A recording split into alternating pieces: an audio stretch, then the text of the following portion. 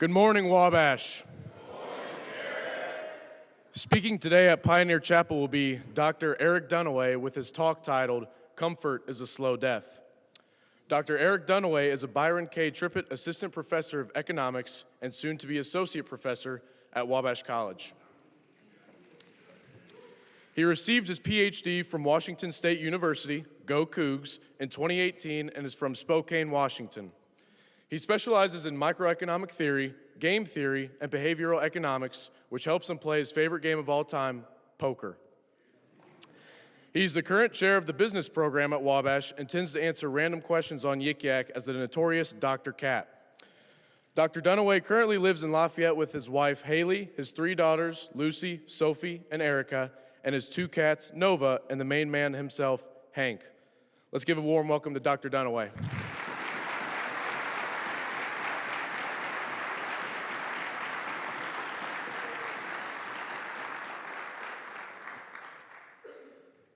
Good morning, Wabash. First of all, I want to thank the Sphinx Club for inviting me here to speak today. Being able to address the student body, especially at the start of the semester, is one of the great joys of being a faculty member here at Wabash. Since booking the date for this talk, I've changed my mind several times on its topic. What I hope I deliver here today draws on most, if not all, of those iterations.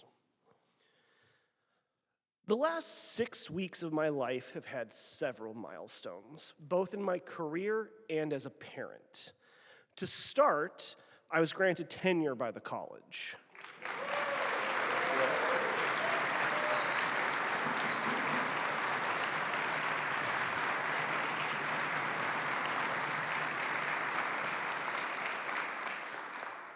I'm grateful to President Feller, Dean McDorman, the division chairs, and to everyone else that has supported me over the years in this endeavor.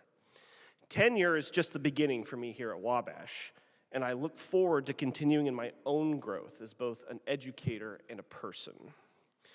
And while professional milestones are important, my most recent milestone as a parent has made me just as happy, if not happier.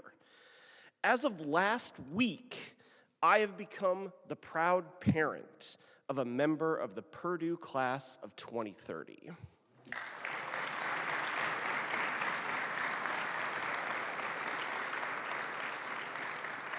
Now, I plan to acquire quite the wardrobe of Purdue Dad polo shirts, but I question if the black and gold will work on this campus.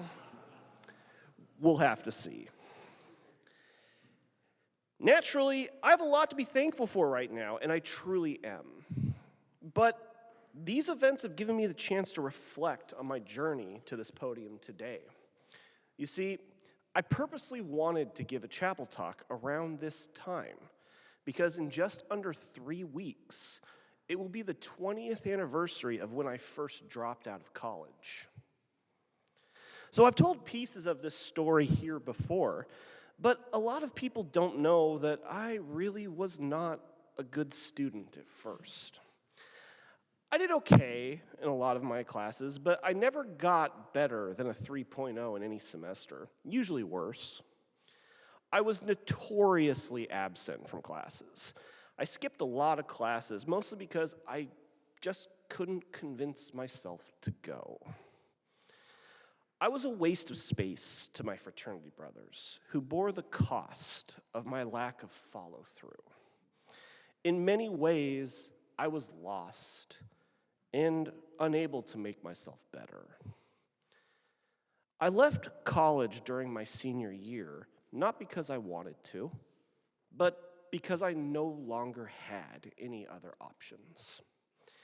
Every ounce of patience and goodwill that those around me had towards me had been spent, and returning to a home that was 2,000 miles away became my only path. It took me 5 years of working minimum wage jobs and living on food stamps before I had a path to finish my education, which took me another 7 years to do. That path led me here 8 years ago.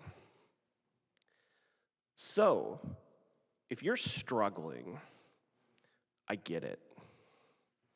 And I want to help. I was that scared kid too. Come talk to me.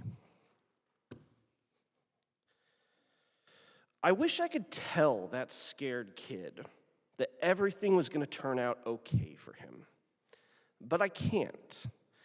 And more importantly, even if I had the opportunity to do so, I wouldn't. Because it would have robbed him of the most important thing I had to learn. His struggle is what allowed me to grow into who I am. But before I could become the person that I am today, I had to get uncomfortable. You see, comfort is an interesting thing. And I think everyone deserves a level of comfort when it comes to interacting with others. For my students, I want you to be comfortable enough to come to me when you need help. I want you to be comfortable enough to speak your mind, whatever that is, so we can learn together. In that sense, there's a level of comfort that is both welcome and expected. But I also think that comfort can be the enemy of growth. When challenged, we must choose whether to embrace that challenge and grow, or retreat to the familiar, the comfortable.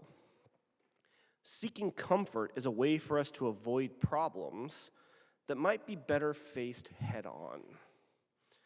And it doesn't even have to involve a challenge. Comfort stops us when we succeed. What do we do when we achieve our goals? Do we continue to push onward and grow as people? Or do we get comfortable and rest on our laurels, soaking up praise from past victories? Now, let's be honest here. We've all chosen comfort when it's convenient. Who in here hasn't skipped their homework, like writing a chapel talk, to watch a national championship game? Who hasn't slacked off once in a while during practice when coach wasn't looking? Be careful, gentlemen. Coaches are watching. Taking a day off here and there is fine, but what happens when we just stop? Comfort is a slow death. The title of this talk, unfortunately, cannot be attributed to me, and I think this term was coined by a man named Kevin Conway. He's a race car driver and founder of the company Fuzi, among others. I first heard the term from Josh Klein, Wabash class of 1999, on the first day of Revelry. Revelry is one of the most innovative summer programs for business-minded students I've ever had the pleasure of being part of. And as a quick and completely shameless plug, if you want to learn how to compete in a world where AI is eating up entry-level jobs, come ask me or Cassie Hagan about Revelry. We're looking for our next summer cohort, and we're interested in you guys. But let's stay on topic. Comfort is a slow death. I've thought a lot about what that quote means. When Kevin Conway said it, he meant that most startups fail when their founders stop embracing the discomfort involved when starting a company. That makes sense. When Josh Klein said it, he used it to explain why he still keeps going when he could have retired years ago. I don't want to give too much of that story away, though, as I hope we can get Josh to tell it himself from here. Sphinx Club, you have a task. For me, it's about personal growth. When I was younger, I wasted so many opportunities for growth because they would have made me uncomfortable. They involved topics that I was not naturally good at. There was the potential for failure. I convinced myself that it was better to just sit back and do nothing rather than allow myself the chance to fail. Even now, I feel the pull of comfort trying to lead me away from continued growth. At this inflection point in my own career at Wabash, it would be so easy to just sit back and get comfortable in what I do around here. But I can't. And more importantly, I won't allow it. I owe it to that scared kid 20 years ago to show him that I learned something. I owe it to my wife and children. Honestly, I owe it to Wabash. And I owe it to you guys too. Because you guys have been my greatest teacher. I worry about the world that you guys live in. I worry that this world has made it too easy to choose comfort over growth. Earlier this month, New York Magazine published an op-ed by Catherine Jeser Morton titled, "In 2026, We Are Friction Maxing." I'd like to read 2 paragraphs from her article. Tech companies are succeeding in making us think of life itself as inconvenient and something to be continuously escaping from, into digital padded rooms of predictive algorithms and single-tap commands. Reading is boring. Talking is awkward. Moving is tiring. Leaving the house is daunting. These are all frictions that we can now eliminate easily, and we do. Once we've adopted a habit of escaping from something, whether it's Ubering dinner 5 nights a week or using AI for replying to texts, the act of return, which is how we might describe no longer using a tool of escape, feels full of irritating friction. In these moments, we become exactly like toddlers in the 5 minutes after the iPad is taken away. The dullness and labor of embodied existence is unbearable. I think Ms. Jeser Morton gets it right. The cost to escape to comfort is the lowest it has ever been, and it seems to keep getting lower. Why wrestle with complex questions, like if the US Federal Reserve should maintain independence, when a podcaster can tell me what to think through 30-second shorts? Why read Gilgamesh when ChatGPT can give me a reasonable summary and discussion points in minutes? Why even talk at all? Now, there are so many reasons why you should do all of these things. But let me just give you one. You should do all of these things because that is how you grow beyond the person you were yesterday. You gain perspective, you gain understanding, you gain resolve. If you are struggling with the work you've been assigned for your courses, you should understand that the struggle is the point. It's how you learn. It's how you become Wabash men. And if you don't believe me, there will be plenty of additional Wabash men here today and through the weekend that you can ask. What do they remember the most?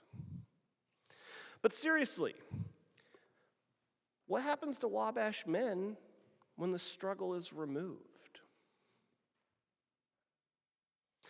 I hope I never have to find out. So how can we return from a comfortable existence into the real world? I won't lie, It might be a bit tough, but here's my first piece of advice. Put yourself out there.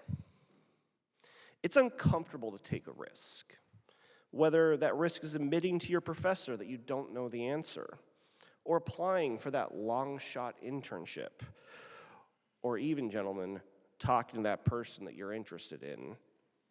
They made eye contact with you at the party. You might fail. You might. But you will learn and you will grow. And most important, it will be easier the next time you do it. And again, if you're wondering about how failure can lead to growth, the person I want you to talk to is Miles Kvelbar. Ask him how many times he got hung up on this summer. It's a good story. But I truly favor that over the alternative, where every slight against a person's excessive comfort becomes an affront to them. The unfortunate part is that I see this playing out on our campus in several different ways. Let's walk through a couple, and hopefully I can piss you guys off a little bit.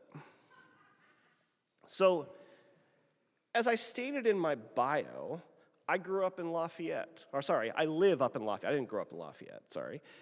But I commute to campus each weekday. That means that 5 days a week, I must find a parking spot. Yeah, we're going there. I read a lot about parking from my friends on Yik Yak. And let me be clear, first and foremost, I understand what you're frustrated about. We're being asked to sacrifice comfort while our new campus infrastructure and community center are being built. And students are being asked to sacrifice more than others. But just how much comfort are we being asked to sacrifice? Can we give up a few minutes of walking through the cold and sometimes snow to make this place better? It's definitely uncomfortable, especially as we look towards next week. It's gonna be cold, gentlemen. But is it unreasonable? And for the record, the lot I park in almost has spaces open. And no, I will not tell you what that lot is. I don't park near Baxter Hall because I would rather those spots be saved for people that need them more than I do. I am gratefully perfectly capable of walking, and a little discomfort doesn't really bother me. And truthfully, gentlemen, if me saying that upsets you, I would like you to ask yourself if perhaps you have gotten a bit too comfortable. While this example is local to Wabash and mostly non-controversial, I understand parking can get a little heated.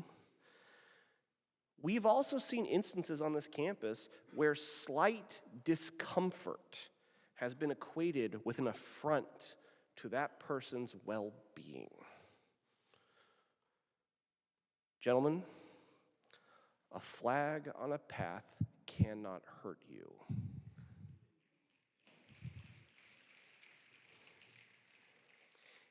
And if you're made uncomfortable by such things, perhaps you have gotten a bit too comfortable.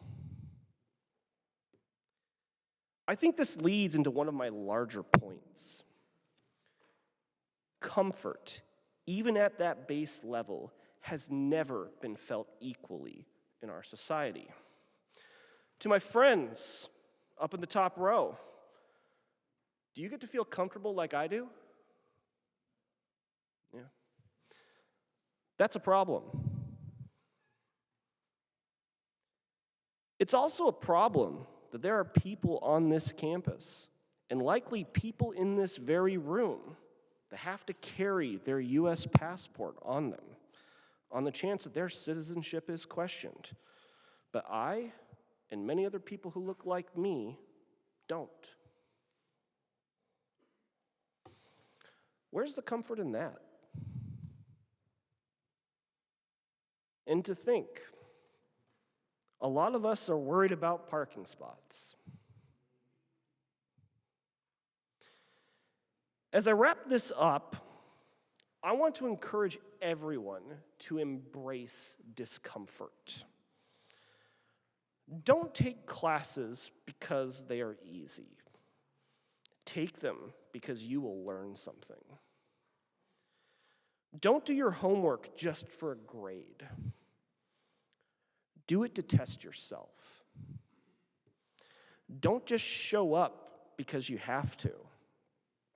Show up because you want to make a difference. That's how we make this place better than what it was yesterday. That's how we grow, by getting uncomfortable.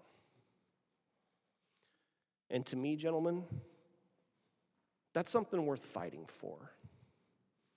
And as we all know, Wabash always fights. Thank you.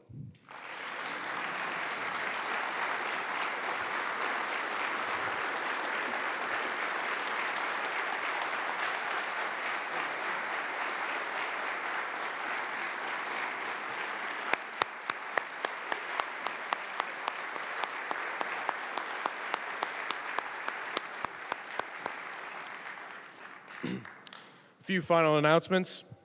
Tomorrow, Wabash College will be having its 26th annual celebration of student research, scholarship, and creative work beginning at 1 in Detchen Hall.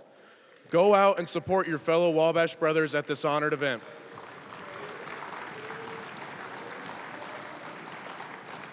On Saturday, swimming and diving will have a home meet against Illinois Wesleyan and Valparaiso.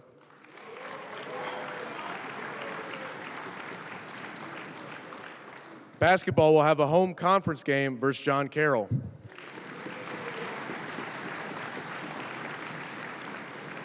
And lastly, sophomores and juniors who are interested in applying for the Sphinx Club this semester, stick around afterward for a Q&A session.